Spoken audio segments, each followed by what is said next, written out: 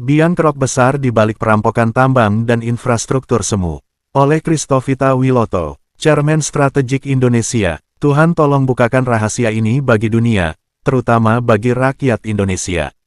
Sekarang, mata rakyat Indonesia mulai terbuka. Selama 10 tahun terakhir, kekayaan tambang, hutan, dan tanah negeri ini dikuasai oleh kelompok kecil yang bekerja sama dengan penguasa lama. Mereka membuat aturan seolah untuk pembangunan, padahal ujungnya untuk memperkaya diri dan kelompoknya. Presiden Prabowo Subianto, sejak dilantik pada tanggal 20 Oktober tahun 2024, sedang menilai ulang semua kebijakan lama, mulai dari tambang, perkebunan, hingga proyek raksasa seperti Ibu Kota Nusantara (IKN). Beliau tahu, di balik proyek-proyek itu ada banyak tangan yang bermain, dan tidak semuanya bersih. 1. Biang kerok di tambang. Dulu, izin tambang diberikan secara sembarangan. Yang paling bertanggung jawab adalah mantan Presiden Joko Widodo, karena ia menandatangani banyak keputusan yang membuka jalan bagi perusahaan besar mengambil tanah rakyat.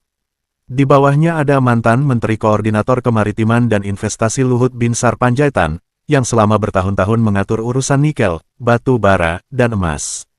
Ia sering muncul di proyek strategis yang terkait sumber daya alam. Kemudian ada Bahlil Lahadalia, yang dulu menjabat sebagai Menteri Investasi dan kini menjadi Menteri Energi dan Sumber Daya Mineral (ESDM) di Kabinet Prabowo.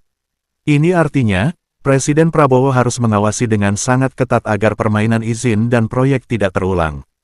Selain itu, mantan Menteri Keuangan Sri Mulyani juga ikut berperan dengan memberi banyak kemudahan pajak kepada perusahaan tambang besar lewat kebijakan tax holiday. Akibatnya, pengusaha kaya bisa menikmati keuntungan besar tanpa membayar pajak yang adil kepada negara. Sekarang, posisi Menteri Keuangan dipegang oleh Purbaya Yudisadewa, ekonom yang dipercaya Presiden Prabowo untuk memperbaiki keuangan negara. 2. Motif di balik perampokan tambang. Motif mereka sederhana tapi berbahaya. Uang. Mereka ingin kaya dengan cepat lewat izin tambang dan jual beli hasil bumi. Kekuasaan. Uang tambang dipakai untuk membiayai politik dan mempertahankan pengaruh.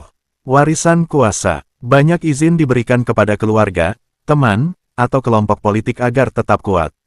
Perlindungan diri. Dengan kekayaan besar, mereka merasa aman dari hukum. 3. Permainan di proyek Ibu Kota Nusantara (IKN). Pemindahan ibu kota dari Jakarta ke Kalimantan Timur juga syarat kepentingan.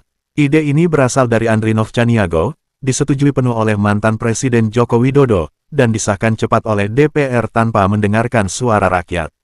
Bambang Susantono, yang sempat menjadi kepala otorita IKN, akhirnya mundur karena tidak tahan melihat